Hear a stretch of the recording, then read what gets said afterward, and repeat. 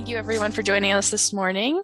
As you all know, you're here for Safe Journeys' Heather Steele presenting us Shining a Light on Human Trafficking. She's done this presentation once, but she has since updated some of her research. So we are really excited to hear what else she has to say and what new things she can tell us. If you have questions, I'll be happy to be your voice through chat, or if you want to come on and use your microphone at the end to ask Heather questions, feel free to. And I hope that you will all join us or keep track of what else is going on here at the library. Next month, we will be having a gangster history of the Midwest that will be in person. And I'm super excited for that. I think everybody in the Illinois Valley has a story of how they are somehow connected to Al Capone. Al Capone. You might find out that that's not true, but that's okay. You'll leave smarter than you came, and with probably a lot more fun and strange knowledge. But without further ado, Heather, it is all yours. Thanks, Emily. I am going to go ahead and share my screen so that you guys can see my slides. Give me 1 second. All right, you guys, let me get started. So, like Emily said, I am from Safe Journeys, and I'm actually I don't want to see myself here. There we go. So I'm from Safe Journeys. We are support service providers for Livingston and LaSalle counties in Illinois. We offer counseling, shelter, advocacy at the hospital, legal advocacy, and we also have a 24-hour hotline if anyone is in need. Today, we're going to go ahead and talk about human trafficking.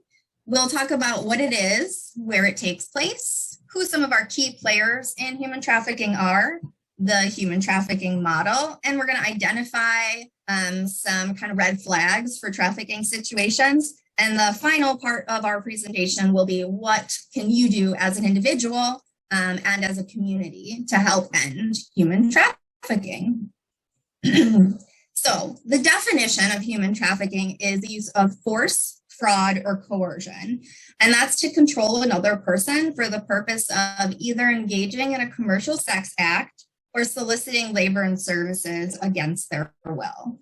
There's a caveat to that, being that anyone under the age of 18, so a minor, that is engaged in a commercial sex act, so someone who's selling sex, is considered a victim of human trafficking, whether or not that force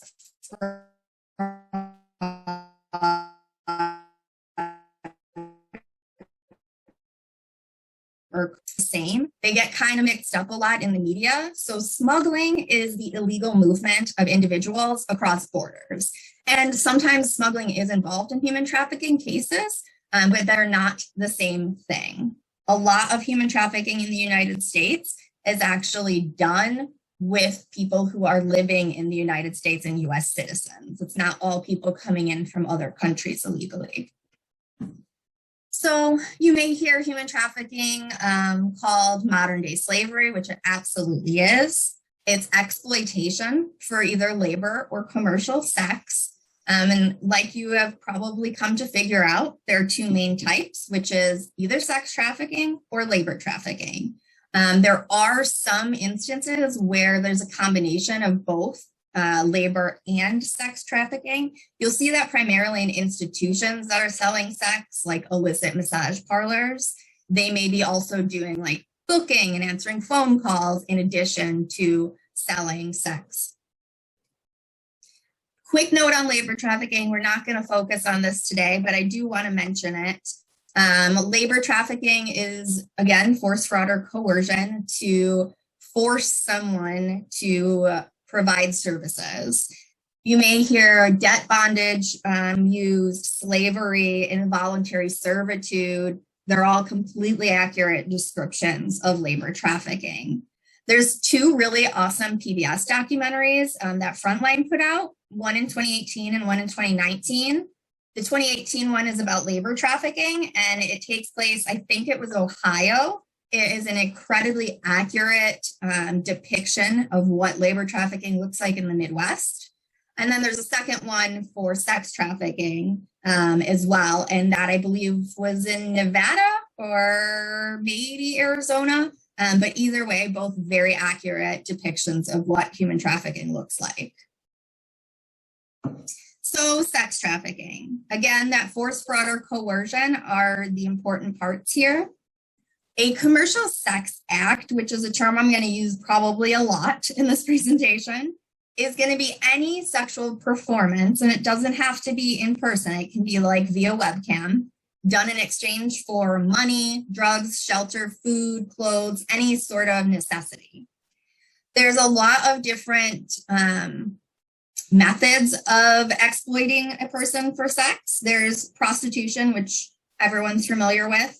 There's remote interactive sex acts, which are things like webcams, live streams, chat rooms, things of that nature.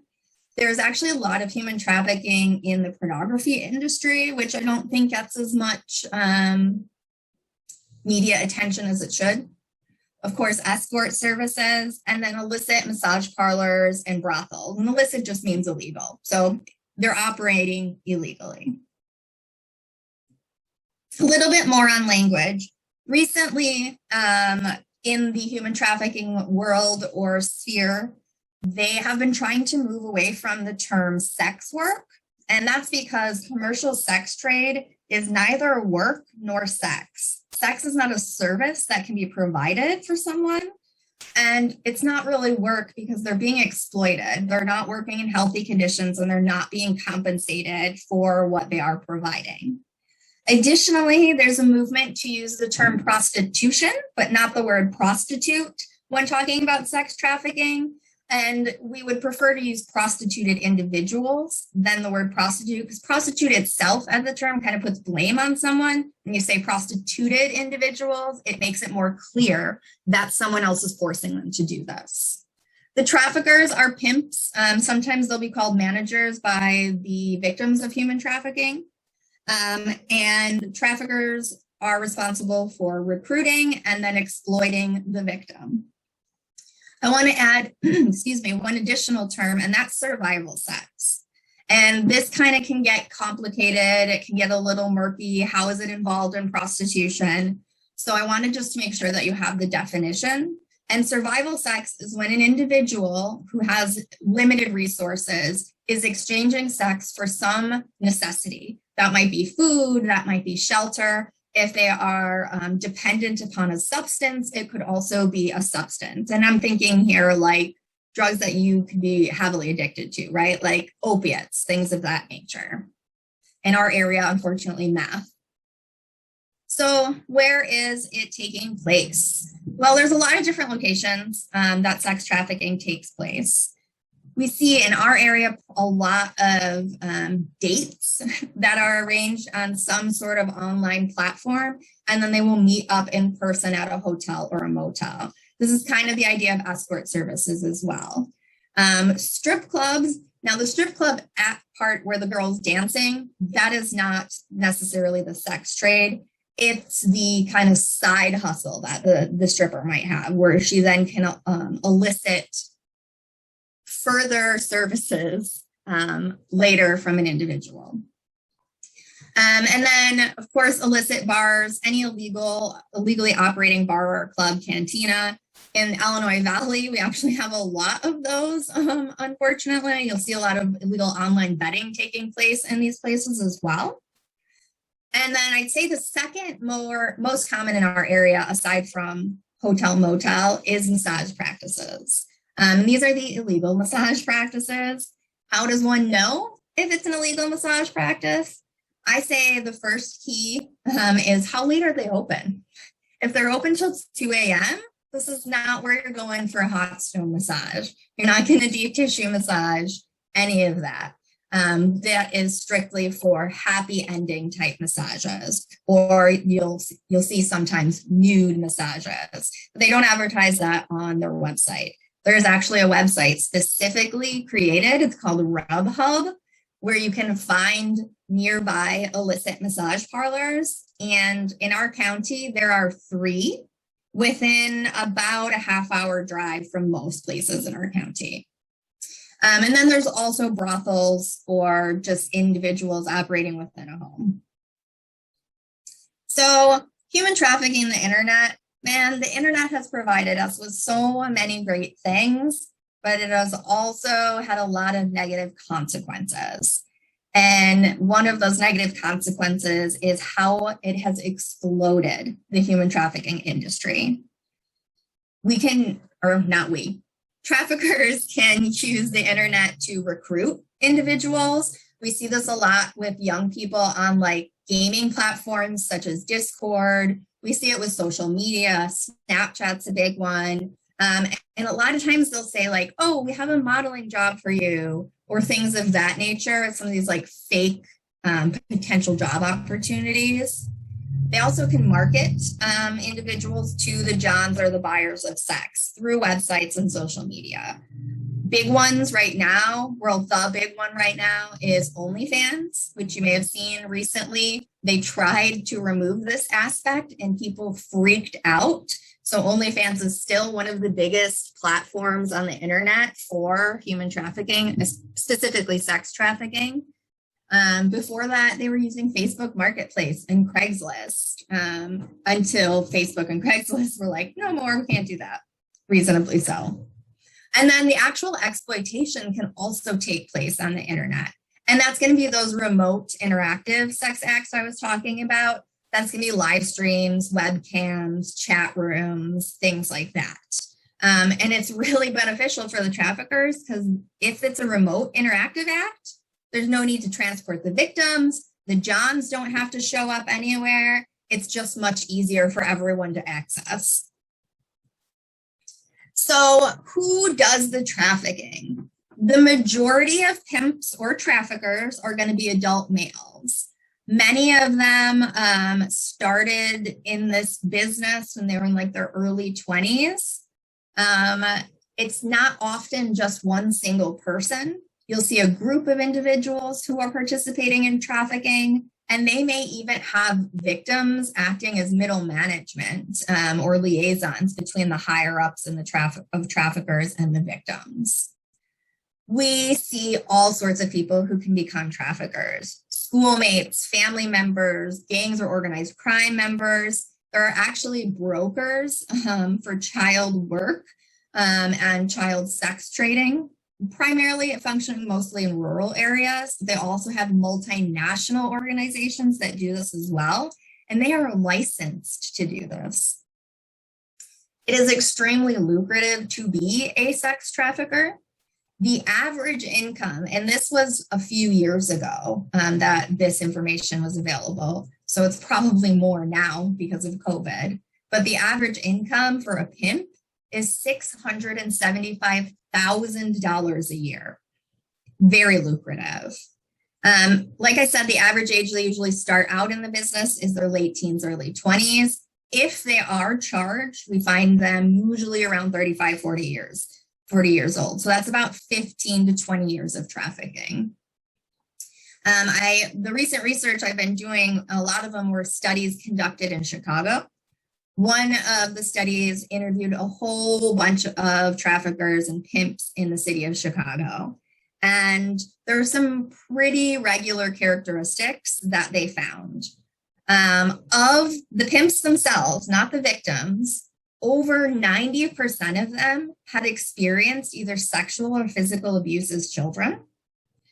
I want to say it was over 80% had caregivers that were either experiencing domestic violence, which the children witnessed, or caregivers that were dependent upon drugs or alcohol within their home.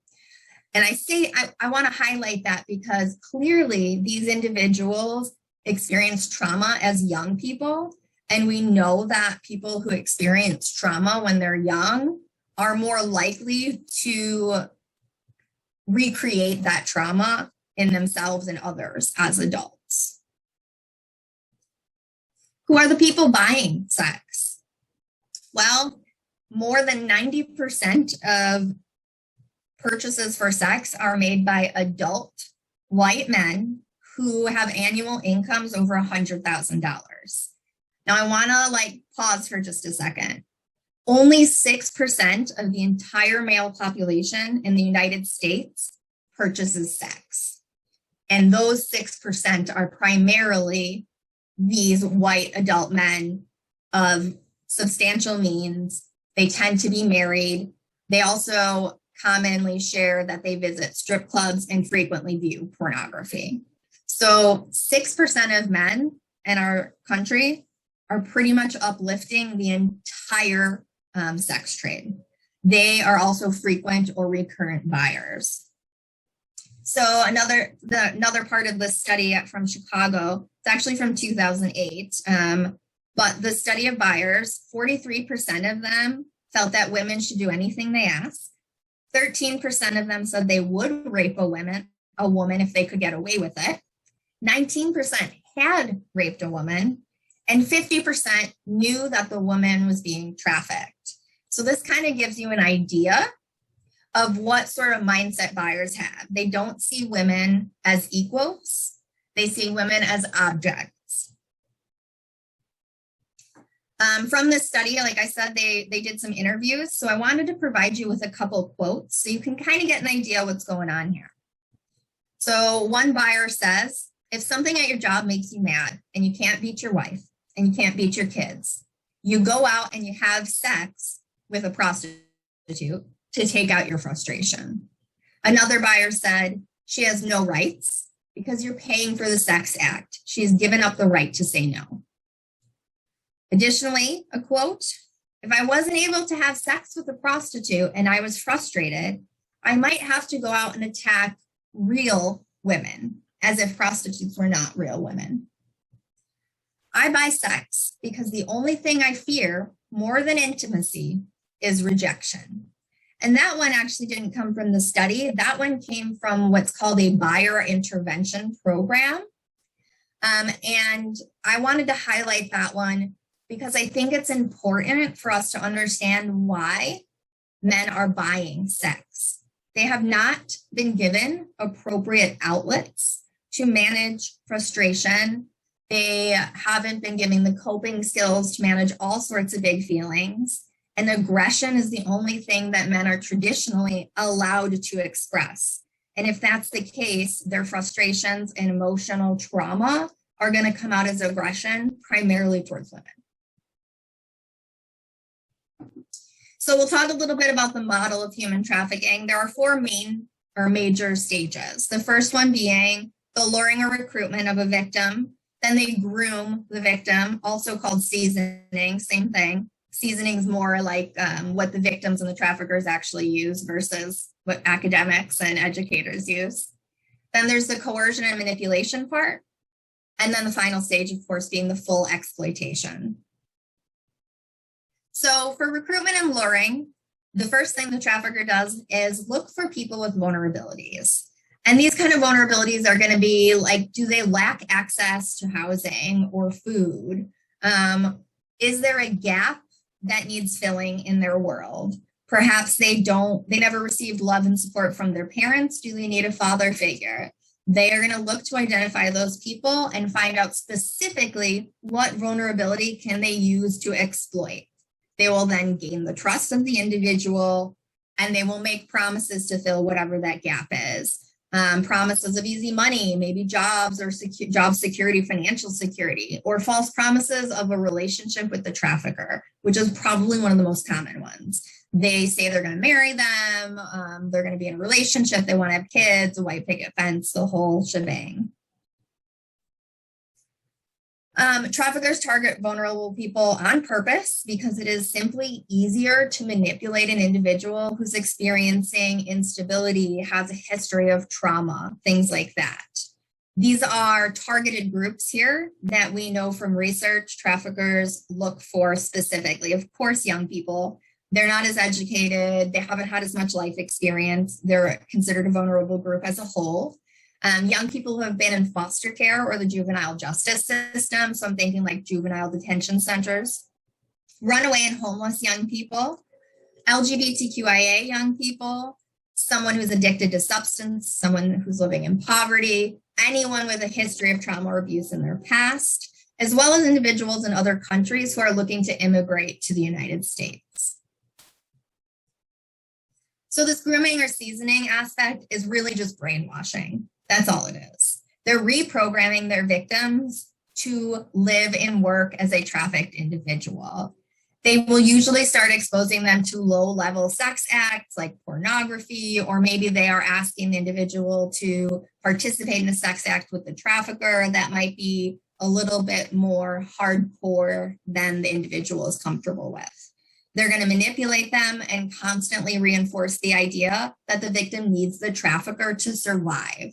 They purposefully create an environment where the victim has to depend on the trafficker for all of their essential needs, as well as their emotional needs.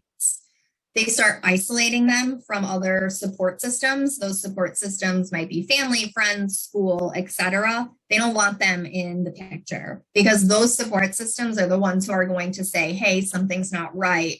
What are we going to do? A lot of times they will introduce a substance if the person is not already addicted or dependent upon a substance, because it is a lot easier to manipulate, coerce, and exploit someone who is addicted to a substance. So this coercion and manipulation, it's going to escalate here. You're going to start seeing blackmail, severe psychological manipulation, including threats of violence to the individual or perhaps their children. They will hold their identification documents like social security card, birth certificate, a visa if they're from another country, their ID. And the reason for this is the individual cannot leave and go get a job, obtain housing, travel, any of those things without those identification documents. They are restricting the victim's freedom. And then they're going to start moving up to higher level sex acts. They may ask them to make a movie with the sex trafficker. They might have the individual have sex with a friend of the trafficker. They're just like slowly transitioning them in to fully exploiting them. So the full exploitation, of course, is the actual sex act in exchange for money.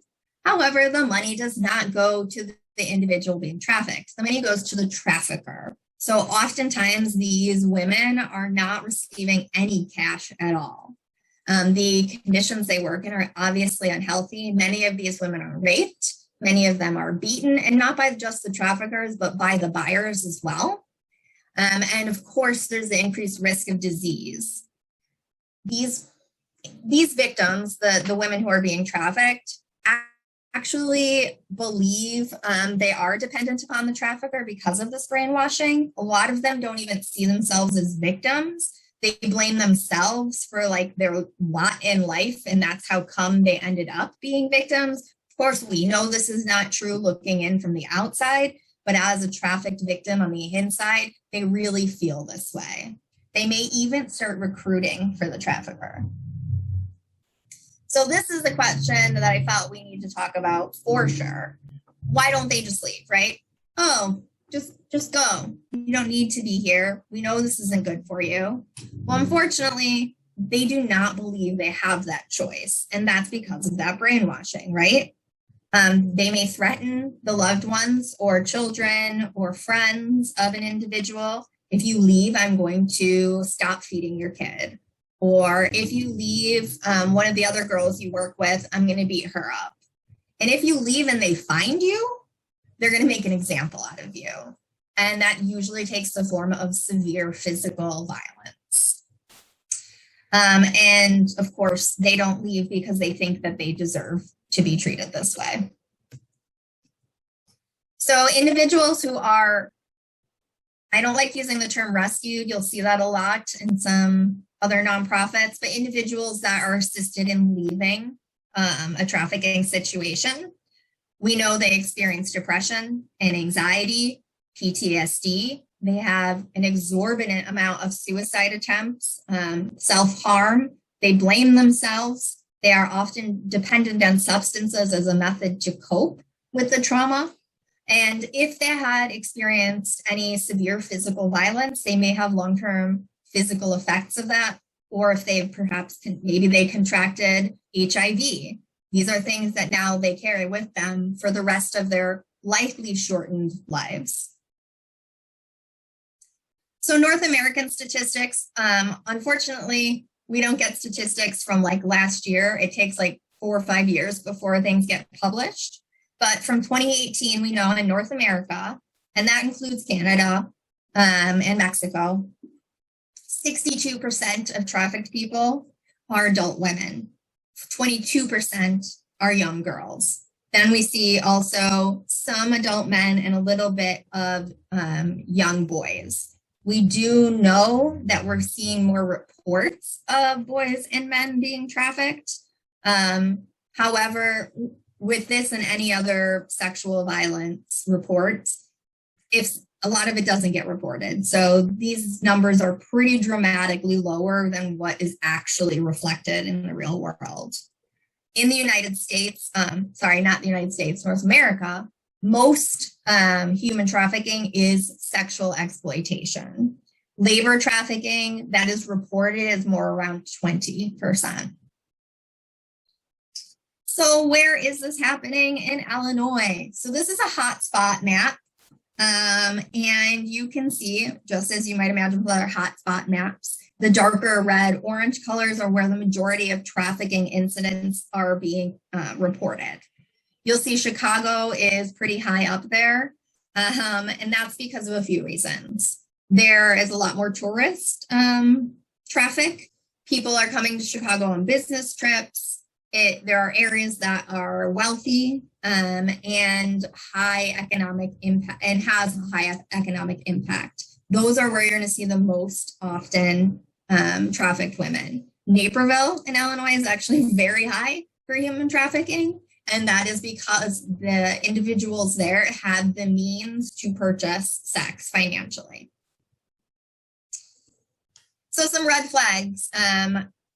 What might I look for to see, is this person a victim of trafficking?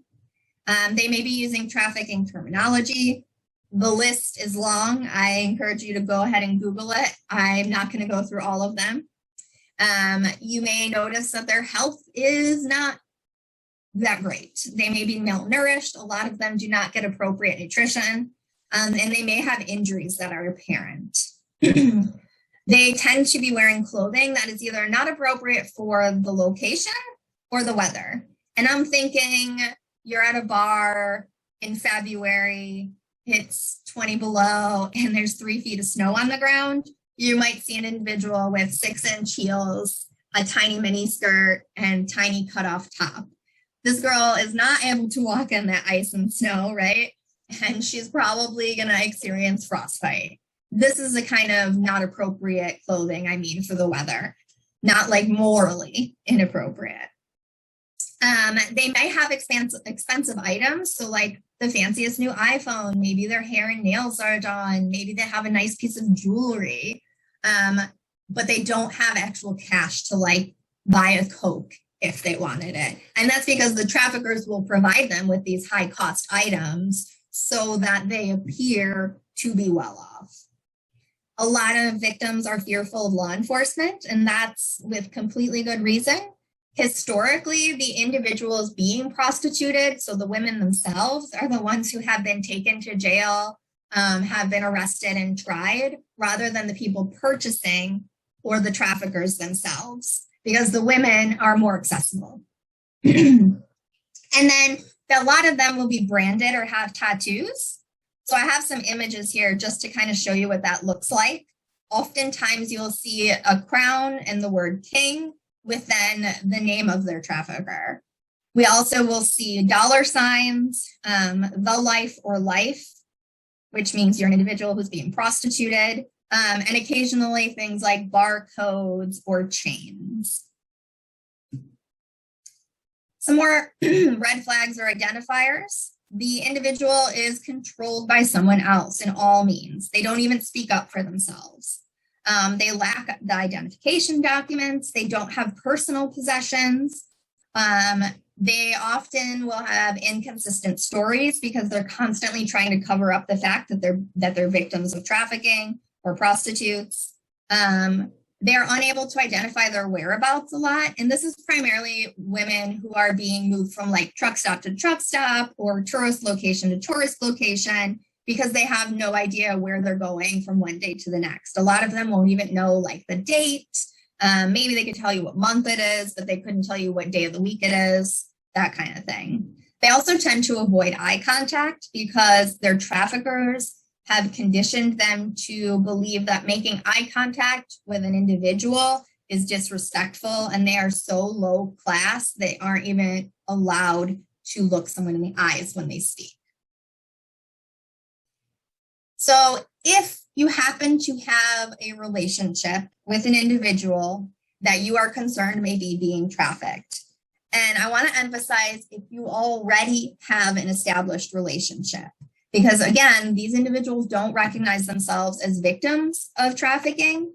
So you have to have a good rapport with them to be able to start having this kind of conversation. One of the questions is someone forcing you to engage in sex acts and you don't want to? Are you being paid for that work? Does someone have your documents? Can you leave your job if you want to? Where do you work, eat, and sleep? Is it all in the same location? That's common with traffickers. And does someone control where you go and who you can talk to? So, you know what, some of these red flags are. You know what questions to ask if you are confronted or you have a relationship with someone you're worried about being trafficked. If that's the case, your response should be, of course, first and foremost, you care. You are worried about their health and you're worried about their safety. Try to withhold judgment. Victim surveys have constantly reported victims feel judged by healthcare professionals, police officers, church groups, whatever, and they're a lot less willing to seek help because of it. Of course, building the relationship, like I said, you need to have an established relationship and a healthy rapport with this individual. So now, okay, you've had the questions, you have the relationship, now what, right? There's two things you can do here. Actually, there's three things. If it's locally, so if it's in this county that Safe Journey serves, you can call us 24/7. If it's not locally, there's actually a national human trafficking hotline I've got on the next slide for you. And it doesn't have to necessarily be the victim calling. If you suspect human trafficking, you can call the hotline and give them that information. I know Emily's dad had seen something on our last call and said he saw someone he was pretty sure was being trafficked at a gas station. Couple things you could do in that situation. You can call the National Human Trafficking Hotline, give them that information, let the gas station know what you saw and what your concern is. And if you are able to give the victim some information to take away, you can give them that human trafficking number, the national hotline, and they can call it for help. The likelihood of them actually making that call is minimal if you're not doing it together and you have a relationship with them. So a few things that I think are really important. In general, we don't care so much about the victim disclosing that they are a victim. What we want to do is make sure that they have the support services they need, and we want to reduce harm. And that's going to be, do we get them addiction counseling, right? Do we get them to the doctor to get an STI test? Things like that. Because many victims do not identify as victims. You can give them the hotline numbers to call if they like. You can also have them put the hotline number in their cell phone if they have one under some random name, because you do not want the trafficker to find that hotline. And then you want to let the victims know you don't plan on calling law enforcement unless that's what the victim wants you to do. And that's because they are afraid that they will be arrested. So here is the human trafficking hotline. You can call and report tips. You can give the information to potential victims. They can chat online for free. They can do texting. They can call, whatever they want. So this is kind of a big societal problem. How do we fix it? Primary prevention is the key. And primary prevention overlaps for human trafficking with all other violence. That includes sexual violence, gang violence, gun violence, domestic violence. all the things we can do to prevent those violences include prevention of human trafficking. So one of the best things we can do is build communities where people have reliable housing, where they can access food and healthcare, where they have opportunities to obtain an education. And the reason this is so important is because it decreases the vulnerable people that can be preyed upon. It also reduces domestic and sexual violence. We know that any person who experiences or witnesses domestic and sexual violence as a young person is more likely to either be a victim again or perpetrate those violences. Decreasing demand, of course, right? Because like if there's no demand, then there's no reason that traffickers will continue to work in this market. The decrease, I can't even remember what country it was, but there's one country that I think it's Sweden that is considered a dead zone by traffickers because the demand has been reduced to a point that it is no longer financially lucrative for them to traffic individuals. So what does decreasing demand look like? Well, we know that buyers and traffickers tend to have very traditional roles or role identities for women and men. And women are supposed to be subordinate and they're objects. They're not the same level as men. So gender discrimination and inequity fuels human trafficking as well as other violences. We need to talk to the boys and men in our life about porn use. And I know that nobody wants to hear that because it is not a fun conversation to have, but it is essential because individuals who frequently view pornography are more likely to buy sex. They're more likely to commit acts of sexual aggression. And they're also more likely to hold these rigid gender stereotypes. We also, and this kind of goes in with that, but we have to tackle these traditional masculinity beliefs in so much as like we need to raise children, young boys, and inform adult men, like what are some healthy coping skills, right? It's okay to cry. It's okay to be sad. You don't have to be violent as a reaction to having big feelings, that kind of thing. And then starting kids off right, we have to start with the younger generation always, because if we can instill these values in them when they're small, they're going to grow up and create these communities that don't support violence, that don't support sex trafficking. And of course, coping skills and healthy masculinity are a part of that. What can you do as an individual? Don't buy sex. That's the first thing. Talk to the people in your life about this. Become an activist. Research, donate, and work to support policies that support the victims of human trafficking rather than the buyers and the traffickers. Lots of states in our country are currently reevaluating their systems. And what we really want to see, what would be ideal, is to decriminalize prostitution, as in the girls are not being criminalized, but the buyers and the traffickers are facing legal and financial consequences. That's it. That's my whole spiel. Here's my information if you are interested in working with me more on the subject. And I'm going to turn it back over to Emily, and I am going to stop sharing my screen. Thank you very much, Heather. Yeah. That was, knowing who buys is insanely helpful. Isn't it? And that's why I was like, okay, we got to redo this. We need a whole new presentation. I definitely agree. I think it's only my family members that are on. It's okay. But if they do have questions, yeah. I'm sure you'll be happy to answer them. I will. Hey, Erica. Hi.